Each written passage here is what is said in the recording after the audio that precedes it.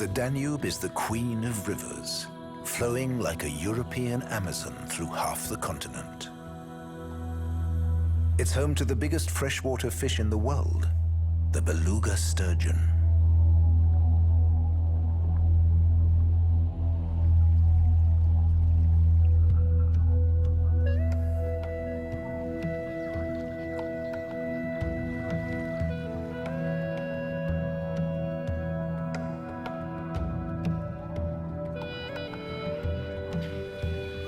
This river creates sanctuaries for threatened species.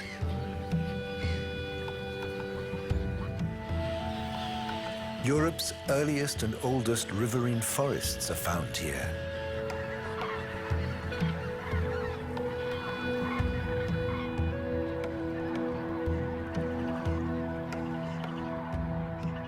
And every year, millions of birds follow the Danube on their annual odyssey between the Arctic and Africa.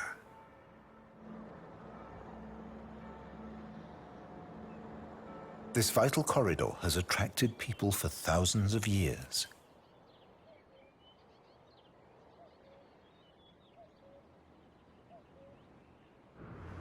On its way, the Danube passes through 10 countries and 4 vibrant capital cities: Belgrade, Budapest, Bratislava, and Vienna. That makes it the most international river in the world.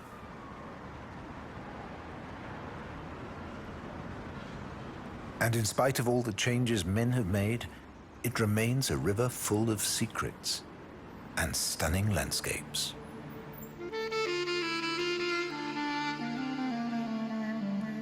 The Danube has created a maze of floating islands, lakes, and flooded forests, home to 4,000 animal species and 1,000 kinds of plant.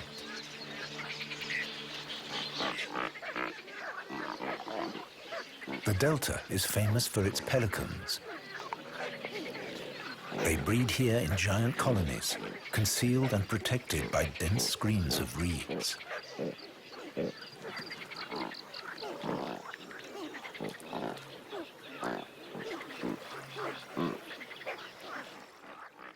Every spring, 2,500 breeding pairs leave Africa to fly to the delta. Here, the Danube flows through Romania and Ukraine to reach the Black Sea. But this powerful river has an awkward birth. Officially, it begins here, in the no-man's land between river and sea.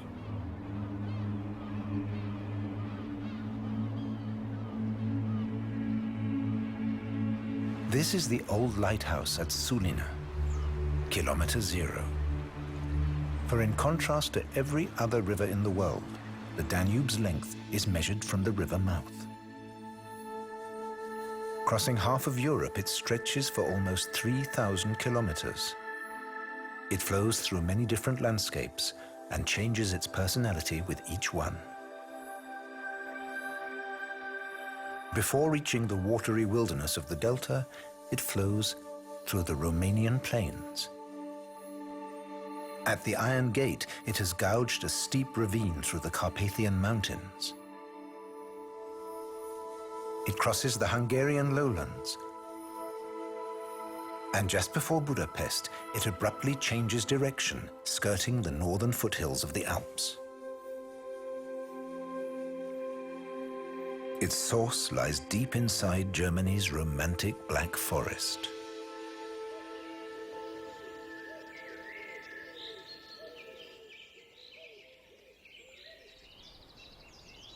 These deep, dark woods conceal a creature from view.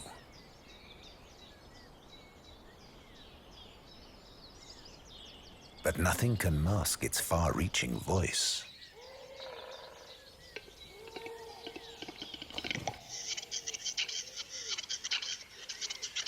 In spring, the call of the capercaillie echoes through the woods.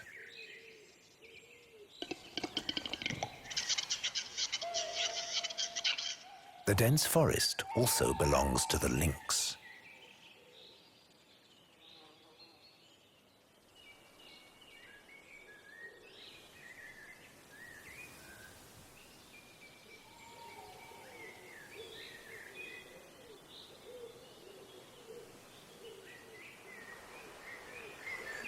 High in these hills, a tiny brook springs to life, the Breg.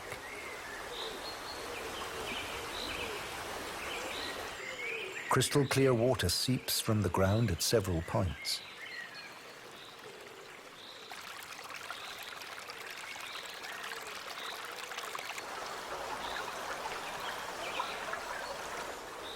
This could be the source of Europe's most powerful river.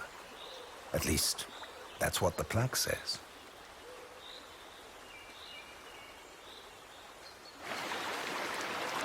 But nobody's quite sure. The Danube seems to spring from several sources.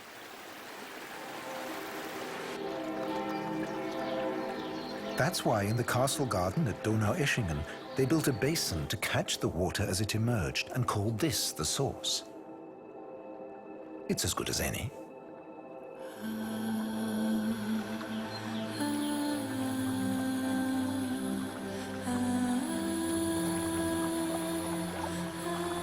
But only when the Breg joins another tiny black forest river, the Brigach, can this combination call itself the Danube.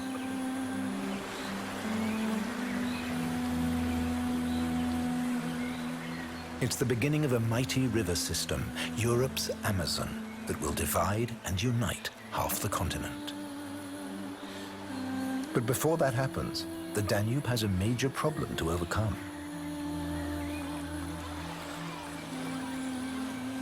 Just 36 kilometers after the river started its life as springs, the waters of the Danube soak through the gravel and disappear back underground. Here, where limestone mountains divide Europe's waters, a war is being waged between the Danube and the Rhine. The Rhine takes the subterranean water to the North Sea and the Danube to the Black Sea. Little by little, the Rhine is winning. They call this underground river the Black Danube. For years, cavers have tried to pin down the precise route of this ghost river. They still haven't succeeded. But they know that more and more of it flows the wrong way, westwards into the Rhine. One day, the entire cave system will collapse. Then the Danube will be forced above ground, its change of direction there for all to see. But until that happens, the Danube's waters will disappear underground for 200 days a year. It looks as though the river has dried out, but it always returns to continue its journey.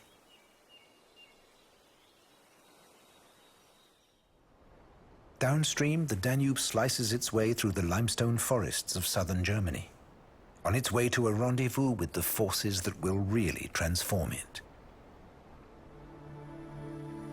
Even if the Danube does lose its battle with the Rhine, it will never run out of water. The reinforcements come from the Alps.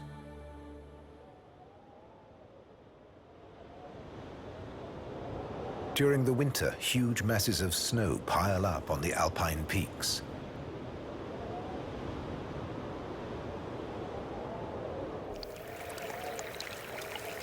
And when spring comes, icy torrents pour down the mountainsides.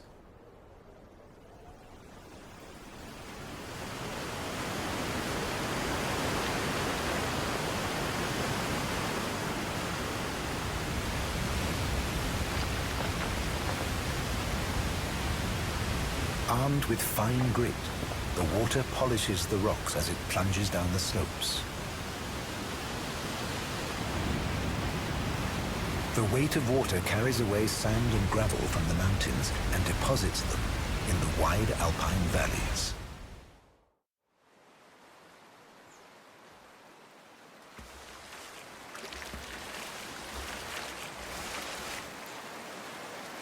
These mountain rivers, on their way to the Danube, are the ideal habitat for otters.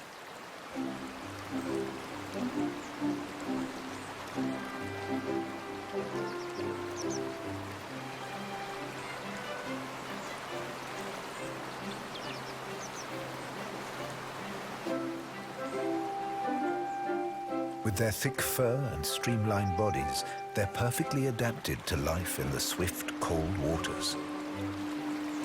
And they find food with ease in the seemingly empty river.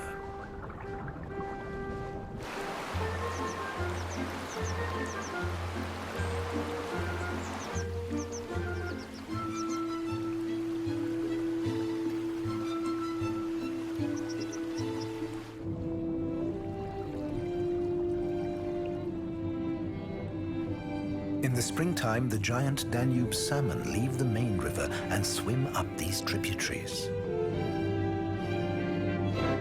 So does the nace, a member of the carp family. They swarm upriver, driven by an inner imperative. They must breed before the waters warm in the summer heat. A male Danube salmon carefully approaches a female.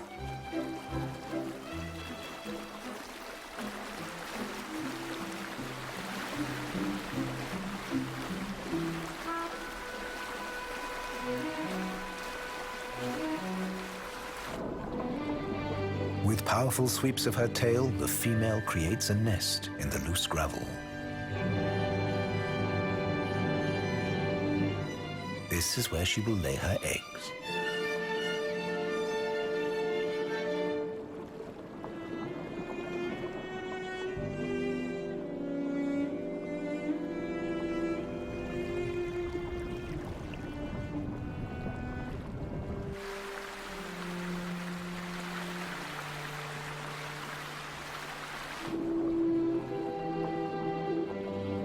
There's a sense of urgency in the shoal of Nace. They must spawn soon.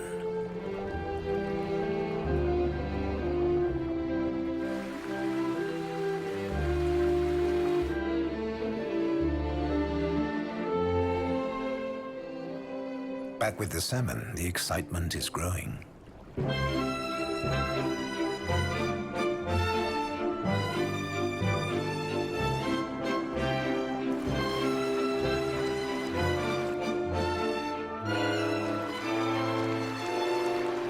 Success.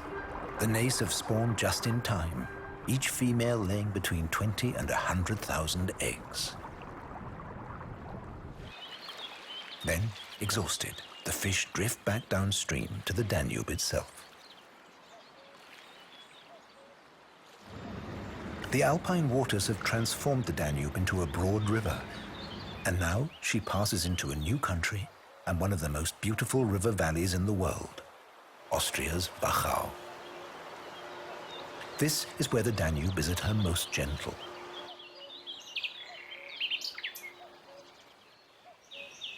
It's hard to believe such bright, exotic creatures can be at home so close to an icy mountain range. Bee-eaters and emerald lizards are usually only seen much further south.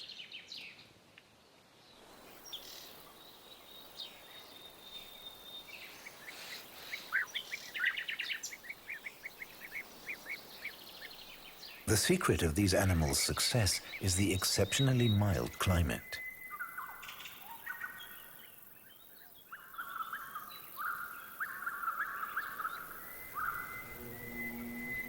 The bee-eaters nest in the loess walls of the vineyards, and the gentle Wachau weather keeps them cool in summer.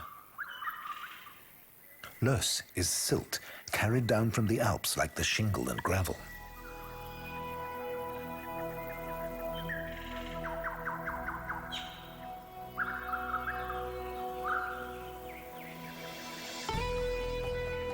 In spring, the entire Wachau bursts into flower.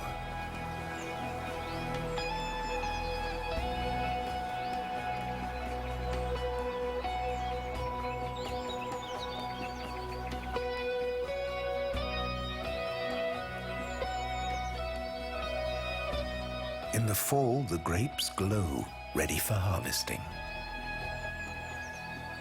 The Wachau has an international reputation for its wines. The Danube gives the steep terraced vineyards a special advantage.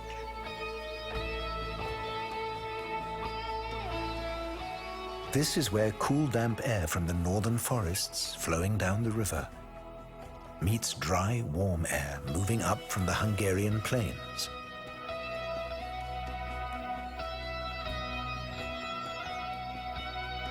The mix creates the ideal climate for the grapes and the animals.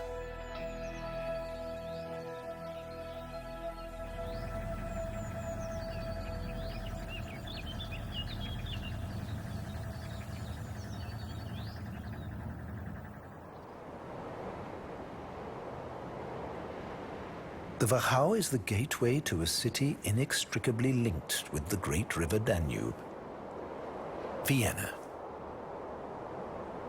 As the river's biggest metropolis slowly stirs to life, nearly 2 million people get ready for a new day.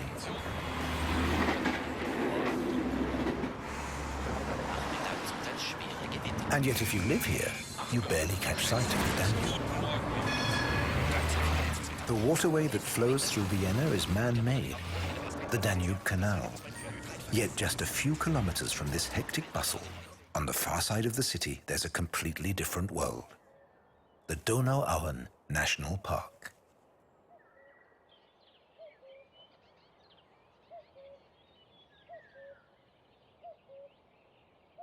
Here, the Danube is as wild as its South American counterpart, the Amazon.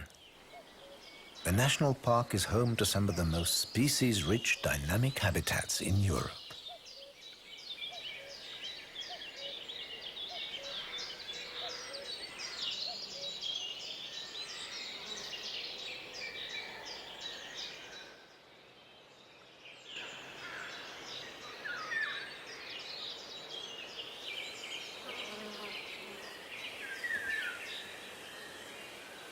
This temperate jungle is a maze of sidearms and oxbows. Water rules in these woods.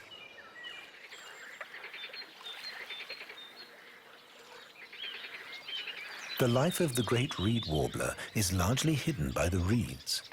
Here it builds its nest and feeds its young.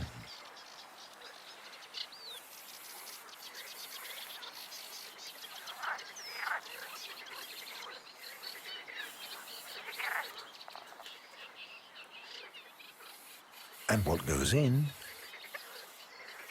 must come out.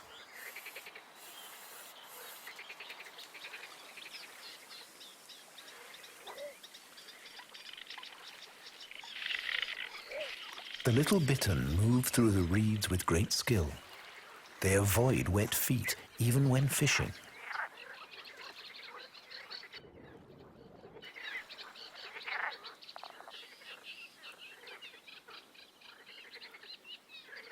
Their stripy plumage matches the reeds and makes them invisible to the fish below.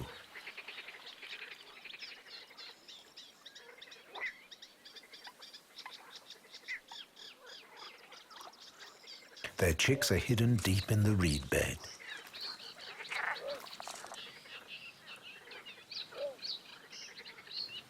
The parents take great care when arriving or leaving the nest, not to betray its position to predators.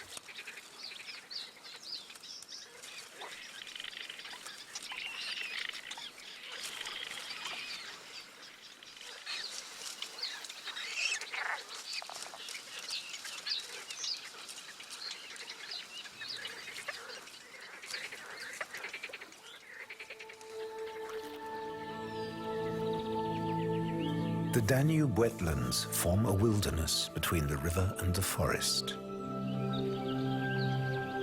It's an amphibious world, always in a state of flux.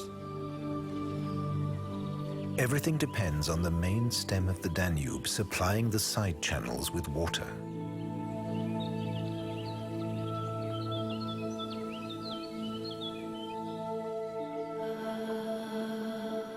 These oxbows are the most productive ecosystems in the riverine forest.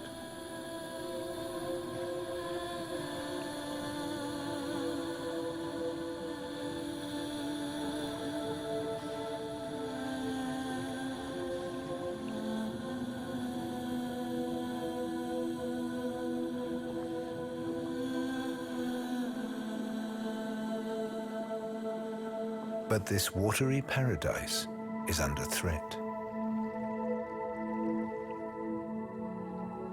Over many centuries, the Danube has meandered and spread a layer of gravel throughout the flooded forest.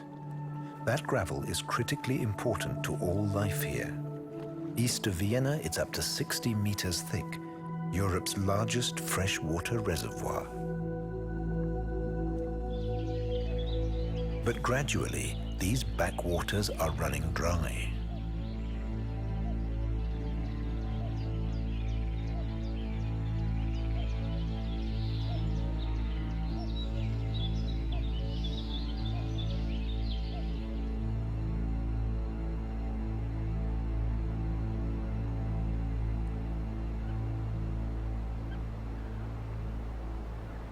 The cause?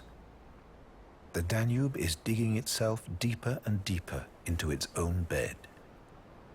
The water level in the gravel is falling with the drop in the river and cutting off the water supply to the oxbows. Here, east of Vienna, the Danube flows freely.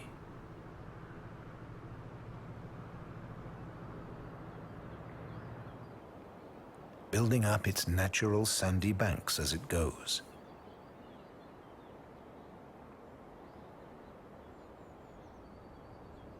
But appearances are deceptive. To reach here, the river had to pass colossal dams.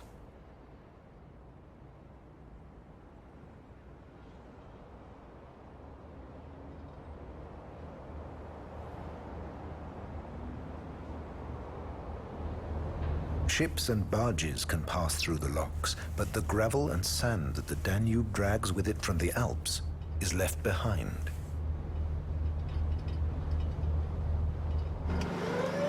And that's why the river is getting deeper.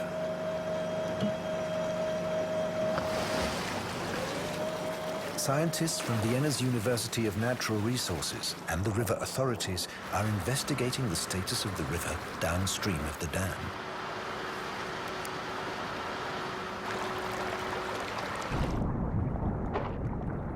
How much gravel is the river transporting? They've discovered the river bed is in constant motion.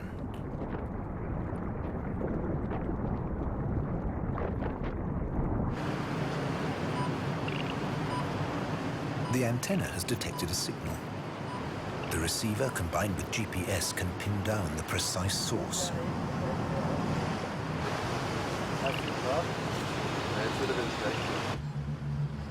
The scientists are looking for real rarities, plastic stones. Each of these tracer pebbles has a unique signal.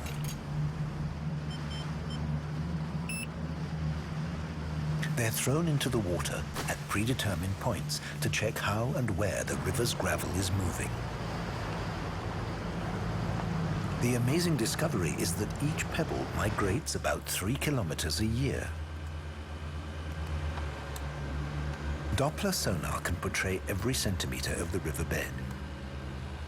Combine this with information from the plastic pebbles, and there's enough data to make an exact 3D model of the empty Danube.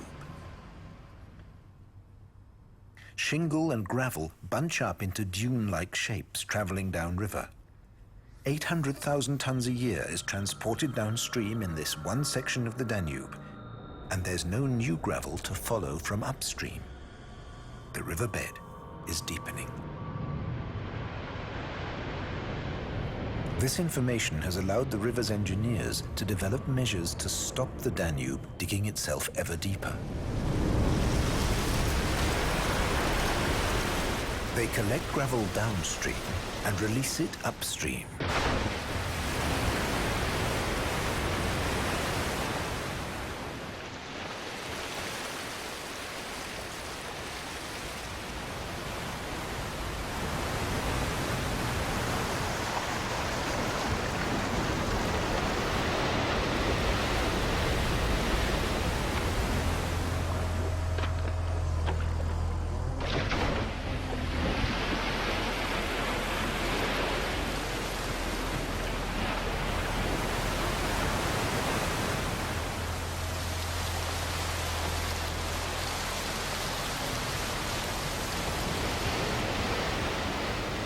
100,000 tons of it every year. But this is only half the material needed.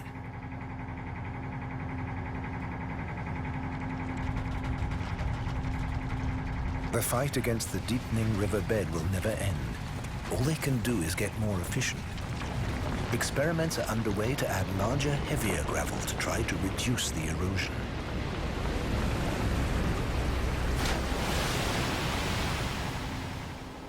It's a never-ending task, but the creatures of the riverine forest depend on its success.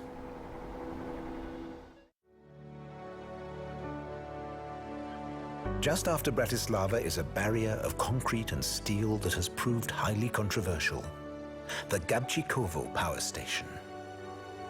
Vienna's power stations caused the Danube between Vienna and Slovakia to drop 2 centimeters a year.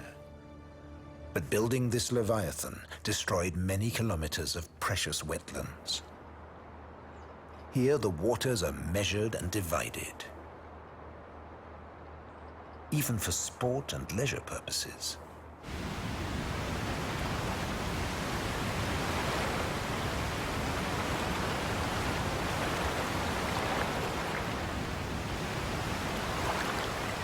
This is no longer a river, it's just water, channeled between artificial barriers.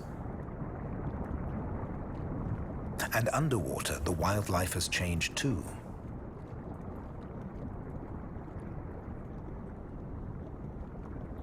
The round goby is not a local fish, it's an alien species. But they've made themselves completely at home here.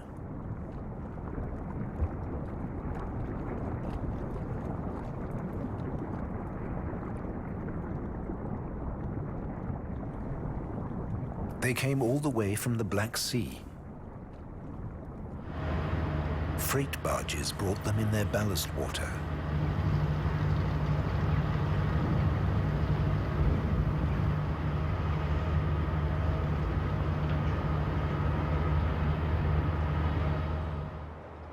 Gabčíkovo's water management project has completely transformed the Danube. It runs in an unnaturally straight line for 60 kilometers towards Hungary.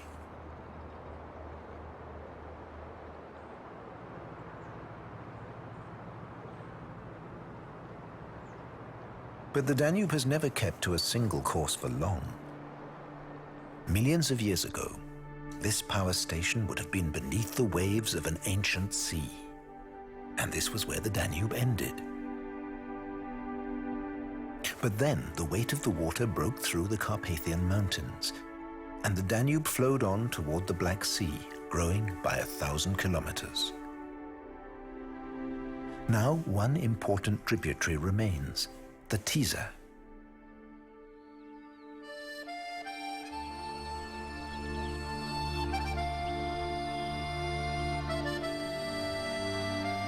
It flows into the Danube through the fertile steppe landscape of the Hungarian Puszta.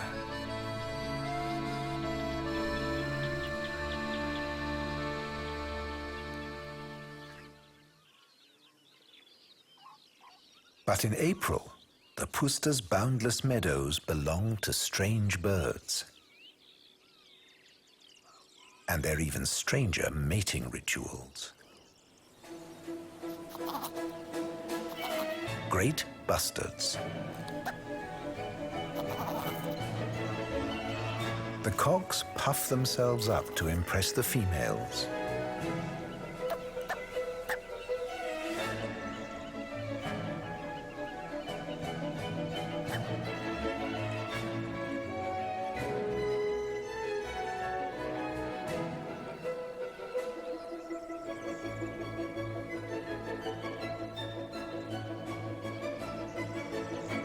The males can weigh more than 18 kilos. They're the heaviest flying birds in the world.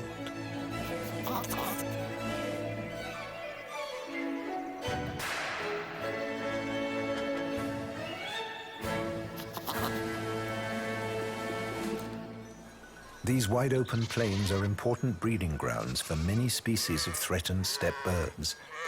They need the space to reproduce.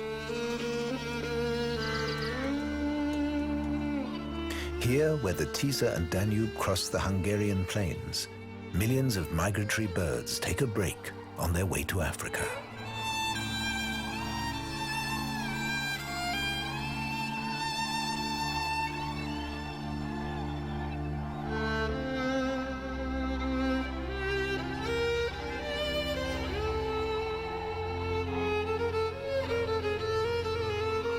They've come to replenish their energy for the long flight south.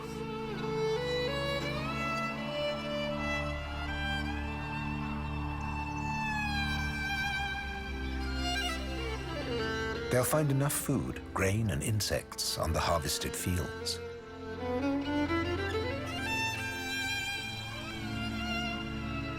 The Tisza moves sedately towards its appointment with the Danube. But below the surface, a rare drama is about to play out. One day in early summer, when the temperature, humidity, and air pressure are exactly right, miniature monsters emerge from the silt of the riverbed. Mayfly larvae. They leave the water and fly to the nearest bush on the riverbank.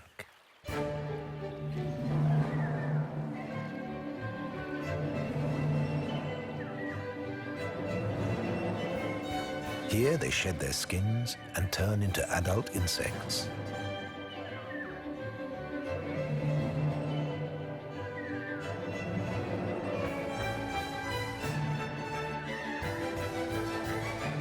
The males emerge first.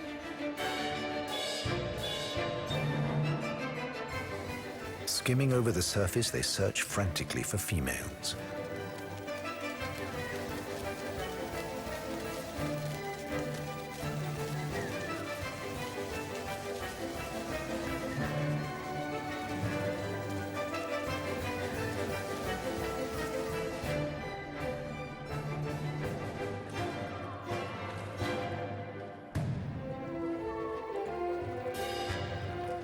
A half hour later, the first longer-tailed females appear.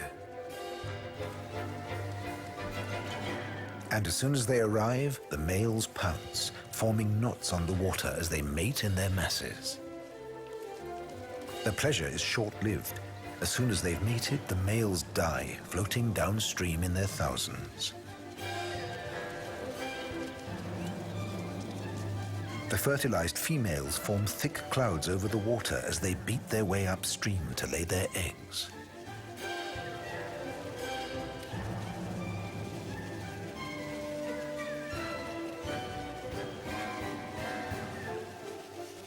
Each female lays about 9,000 eggs, and the current will deposit them in the mud of the riverbed, exactly where their parents emerged just 2 hours before.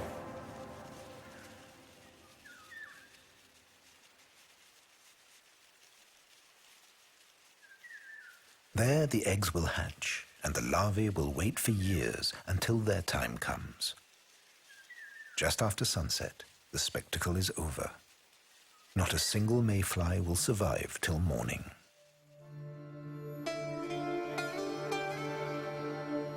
The Danube leaves the spectacle of the mayflies and the puster behind and flows towards the Carpathian Mountains. Over the course of history, it has bludgeoned its way through this mountain range. Here, at the Iron Gate.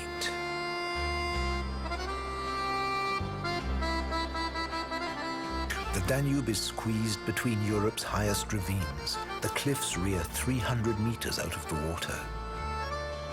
The river is just 150 meters wide and 90 meters deep.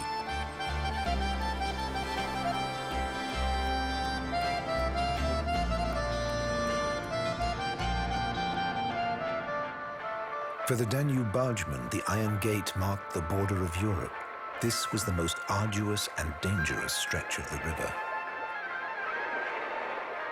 The twists and turns and underwater rocks created permanent fierce rapids, dangerous flotsam and powerful riptides.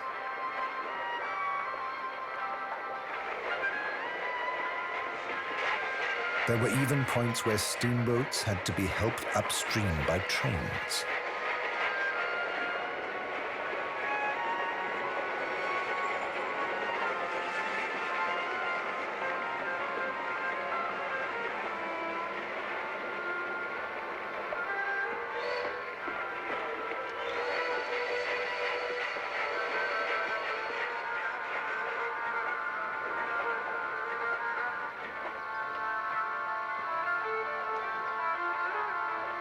At the entrance to the Iron Gate, the fishermen cast their nets.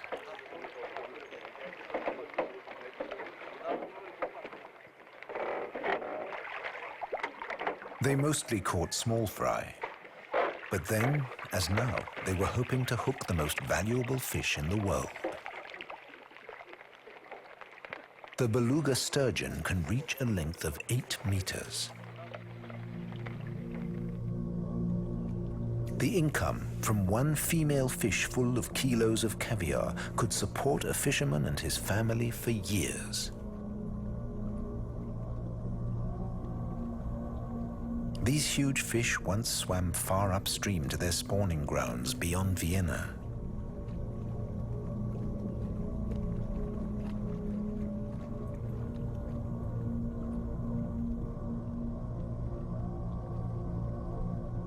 Today, this giant's journey ends here.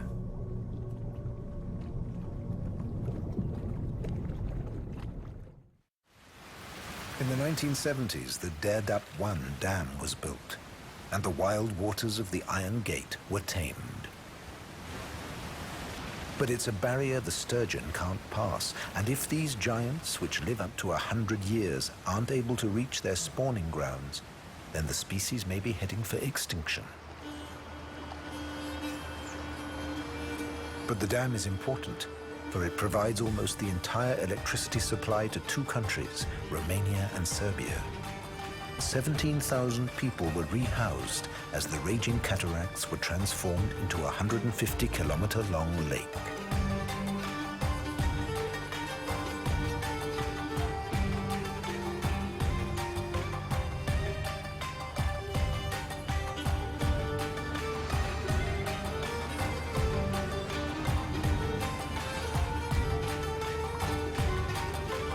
Now the Danube flows broad and sluggish through the Romanian plains, until after almost 3,000 kilometers, she finally approaches the Black Sea. Here the river splits into 3 main and countless subsidiary branches in a giant delta. The boundaries between land and sea are unclear.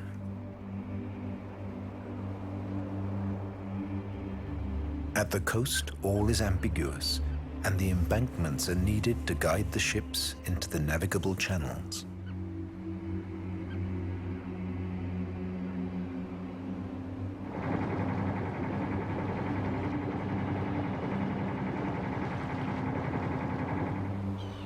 But the Danube is constantly creating new shallows and barriers. Where a few years ago there was sea, today there is a chain of sandbanks.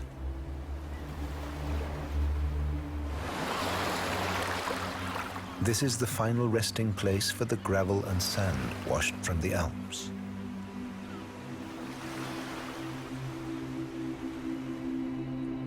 For the birds, this new territory is a paradise that is immediately occupied.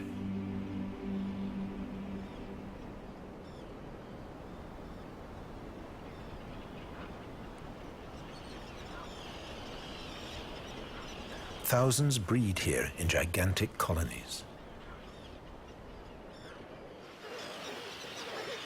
Others use it as a base for hunting expeditions along the coast.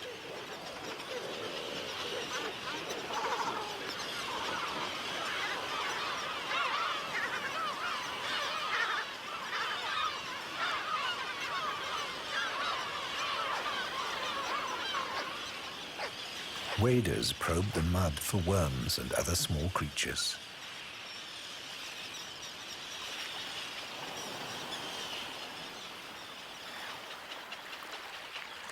Spoonbills sweep the brackish water, feeling for morsels of food.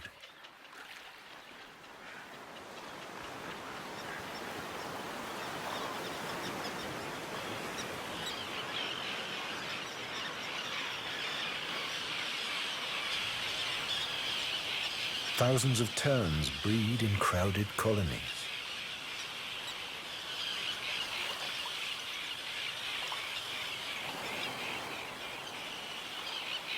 On the newly made land, the sandbanks and low-lying islands, they're safe from predators.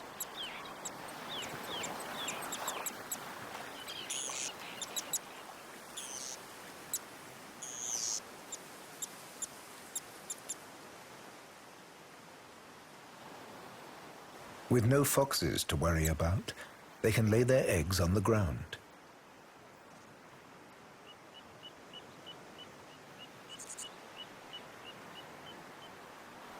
The little ringed plover breeds here too. The male is doing his best to attract a female to the nest he's built. It's hard to see what he's actually done, and the female isn't particularly impressed.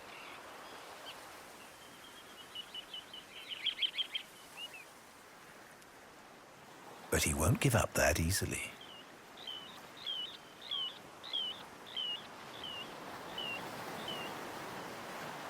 She isn't sure and hesitates for a moment. He sees his chance, and he struts his stuff.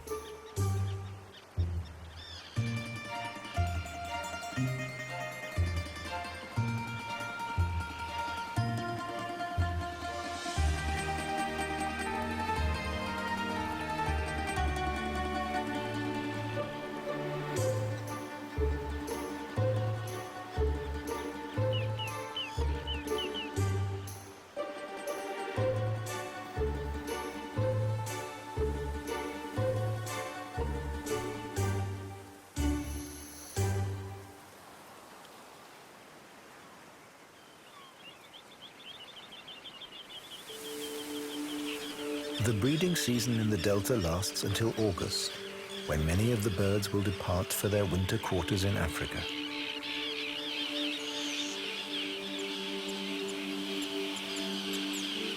Until then, the watery wilderness at the mouth of the Danube offers food and shelter.